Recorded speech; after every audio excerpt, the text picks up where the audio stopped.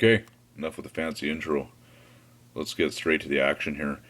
We have Wood Elves with turn number one. And I'm just going to actually do this page by page here. They move up their Way Watchers. Unbeknownst to me, Way Watchers have arrows that allow no armor save. So you'll notice that my Blood Knights take a shit kicking fairly early on. Learning lesson for me. Second learning lesson for me, I forgot all about magic arrows from his archers. So my hex race are gone because I'm a moron. Oh well. Sometimes you gotta play a little more often than once every a couple months against Wood Elves. My fault. Let's move on to another shot here. Yeah, in the magic phase, he didn't have a whole lot to do. Most of his spells were out of range, so he basically just buffed up his dryads.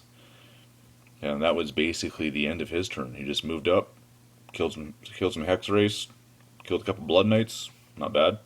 I'll take that any day of the week too. Going to vampire accounts, turn number one. You'll see here that I turned around 3 units. My dire wolves, I moved the blood knights around, and that hero on the horse to form a little kill box for his one Way Watcher hero that came up in the back of the board. Didn't really have to do that in the end because my Master Necromancer turned around and nailed him with a Gaze Nagash magic missile. Killed him. So that threat's done. A little bit of payback for killing the knight. Rolling around to the next pictures here, we have my Vampire Lord swung around on his left flank. On my dragon, obviously.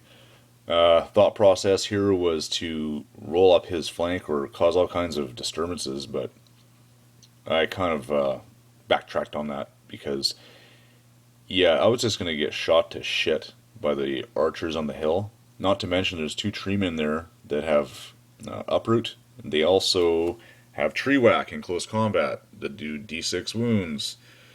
My dragon was not going to be able to live through that. And even if I did do a couple rounds of combat, there's no guarantee that I'm going to kill the tree men outright. Because, well, they're toughness 6 and also they're stubborn. So maybe going down the right flank, or sorry, his left flank, my right flank, not the best idea.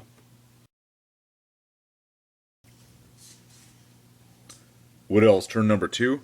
And this is a pretty quick turn for the Wood Elf player. Again, he's just moving up just a few inches, being cautious, getting his archers in range. I believe he attempted to shoot my Blood Knights again. I think he did end up doing a couple wounds. You'll see maybe in some pictures later on. As for anything else in his army, again, like I said, he's just moving up cautiously. Not quite sure what I'm going to do with my my dragon. The rest of my force is coming down through the middle. Looks like he's going to meet me in the middle with his dryads and probably some tree man support. So it's going to basically come down to whether or not he can soften up my troops enough before I get to him. And we'll just see what happens here when we get to vampire accounts, turn number 2. Vampire accounts, turn number 2 is another fast turn. You'll see that I moved my hero that was on the horse there. I joined him up with the skeleton block. I ran my Blood Knights back into range of my Master Necromancer on the corpse cart. I want to get some healing on them because, well, they're beat up. The rest of the army is, again, it's moving up cautiously too. I don't want to get combo charged. We're playing that cat and mouse game right now. You'll notice at the top of the screen, my dragon abandoned the whole J-hook friggin' maneuver there. It just wasn't going to pay off, so I figured why waste my lord on a dragon when I can bring him back across the battlefield and use him in another combat that's going to be more effective. Okay, and magic again was, I'm just trying to heal my troops or increase their numbers at this point. Just getting ready for the big battle to come.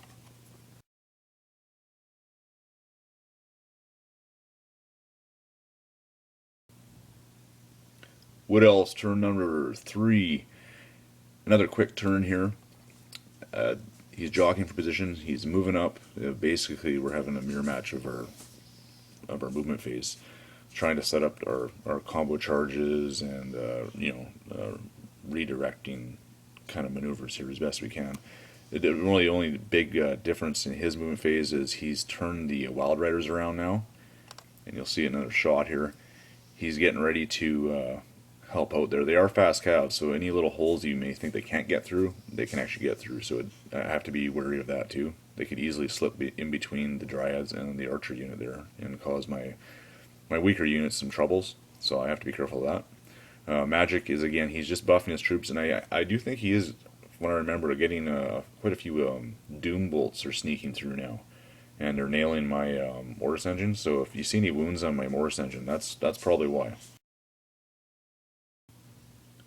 VC turn number 3. Move my troops up. It's pretty much go time now. I move my Vampire Lord on Dragon to help support the troops with his leadership, plus the march distances, just to get my troops moving, right? Slugging it out there 4 inches across the board. It's not going to be fun for our game, so it's time to get in there. I've divided my force up into 2 blocks now. Basically, skeletons are going to go one way. Zombies supported by the Graveguard with great weapons, they're going to go fight the Dryads with the tree men there. Hopefully that's enough for me to take them down. You'll notice that both my blocks now have grown in size, the zombies and the skeletons, so they're quite the force. And we're just going to duke it out now. Okay, here we go. Wood Elves turn number 4. And it looks like it's crunch time. The Tree Man Ancient charges into the skeletons. And that combat should be held up because he is stubborn. So if he holds them up, that leaves some options there for his Wild Riders to come in. Maybe his Way Watchers to help support. And they could probably hold up that block of skeletons for a couple turns, which I don't really want, but what can I do, right? But you'll see here, through a turn of events, the skeletons actually beat the Tree Man. He broke on his stubborn leadership. I believe it was 9. He rolled 11, and he ran. So you'll see in one of the pictures here, he ran far enough that he ended up coming out the back end of his Wild Riders. And this is on his turn, so next turn, it opens up a lot of possibilities for those skeletons to charge basically whatever they want. Just a real bad break for the Wood Elf player, and that basically, if you're familiar with Canadian hockey terms, is the TSN turning point, folks. Vampire Accounts turn number 4, and it is time for me to charge. So I'm going to charge the skeletons against the Way Watchers. Yes, they elected to hold. That's their choice. Other charges, this big zombie block ended up charging the Lone Tree Man on the top of the screen. And this is pretty much a slaughter because I did have Weisson's Wild Form up on the skeletons. So they're strength 4, toughness 4. They basically plowed right through the Way Watchers. Tree Man actually held up the zombies. Wasn't no surprise there. It was just, I don't even think I got a single wound through, maybe 1 if I'm lucky. It is 6s to wound. And that is basically it as far as close combat is concerned. You can see that the Vargolf moved back around. He's going to try and do maybe a combo charge after the skeletons blow through the Way Watchers. My Mortis Engine is wounded badly. You'll see him right in the center of the screen. It only has 1 wound left, so it's pretty close to going nuclear. And that is it for VC turn number 4.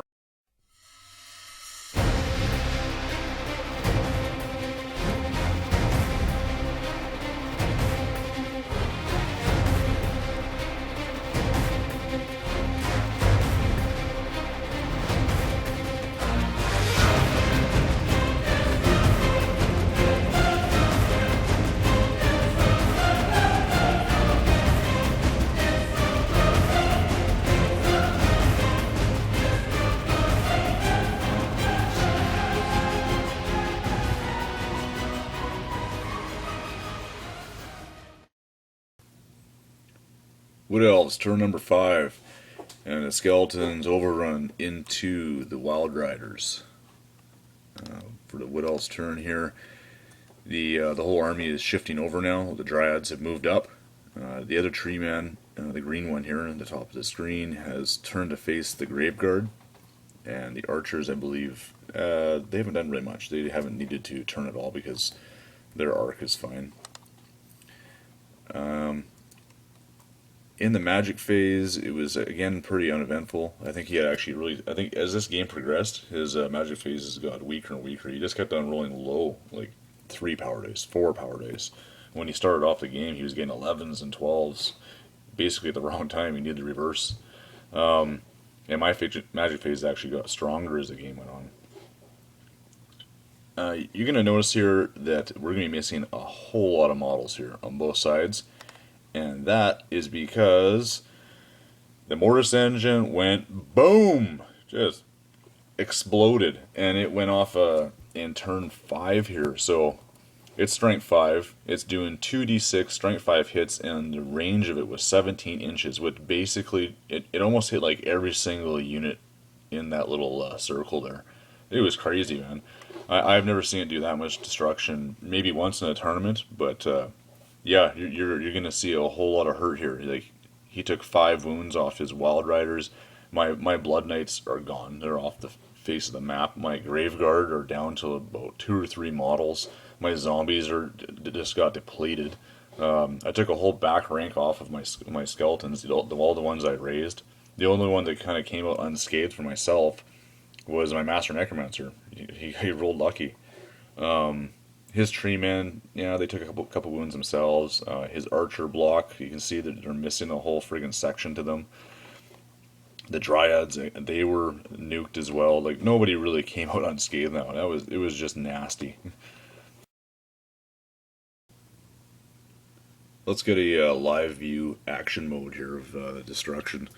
You can see the Graveguard are just shit kicked. The 2 treemen, they're hurting. The zombies are beat up. Corpse Cart and Necromancer, they take wounds. Vargolf took wounds. The Wild Riders took wounds. Skeletons they had the numbers.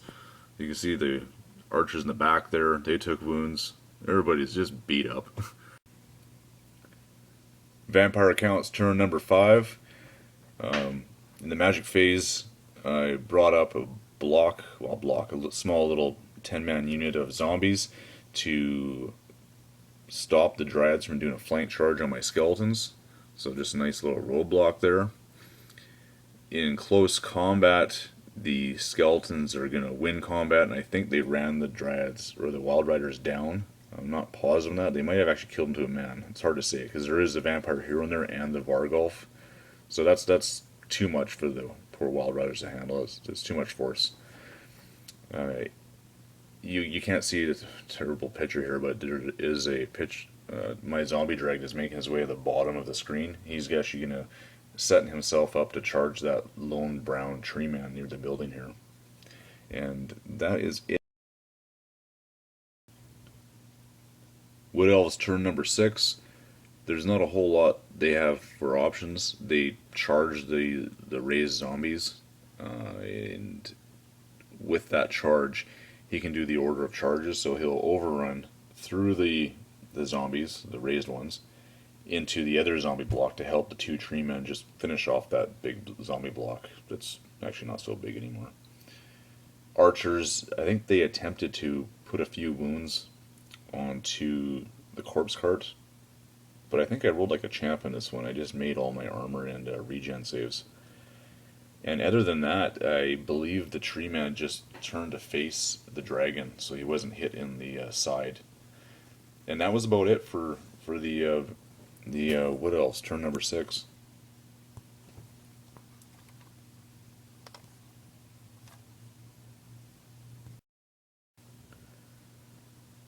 Okay, this is the end of the game. Vampire accounts turn number 6. I launched both Heroes and Lord at the Brown Tree Man. That is going to be a slaughter. The Vampire Lord by himself did it. And he, with the tools, the Red Fury and Quick Blood and all that. They just minced him. And as far as anything else goes, I tried to move Master Necromancer up just to sneak a little Gaze in the Gash magic missile onto the arch unit. You never know. Do enough wounds, they panic and run off the board, get some more points, right? It's easy in the game. We're trying to scratch any points we can. But my opponent dispelled, and that ended the game. So it was a good game overall. Final thoughts here. I could have been a lot more aggressive with my dragon. I think I was just too afraid of the archers because they. I think at the beginning of the game when they were just putting so much pain down on my blood knights, I was thinking, well, they have a 2-up. My rider on dragons only got a 2-up. The dragons only got a 5-up armor. You know, I was a little scared, and that was more my own psychology than anything else. So I could have been more aggressive there, but in the end, it worked out. I learned in this game to never underestimate the tools that archers for Wood Elves can bring, especially with no armor save and the magic arrows. I've come across them with armor piercing and poison before, but never the other combos. So that was an eye opener.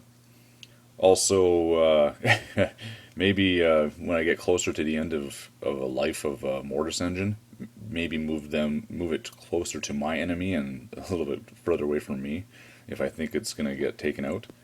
So that was a good little learning curve there. I don't use the Mortis Engine very often. And other than that, it was a good game. My opponent, he plays similar to I do. We're cautious and we try to make calculated decisions, and it becomes kind of a chess match. It may not always be the best to watch as a viewer, but while we're playing, we're thinking moves ahead of like, how is this combat going to benefit me? Is it going to work out? And it's all calculated. We may not be the best generals, but we try to think our moves out turns ahead. This like a chess match, really. At the end, the game ended up being I won by one measly point. I think the points was 1,151 for me, and my opponent had 1,050. So basically, in my eyes, it was a draw. 101 points is nothing, and that's basically how the game played out. Anyways, was a draw.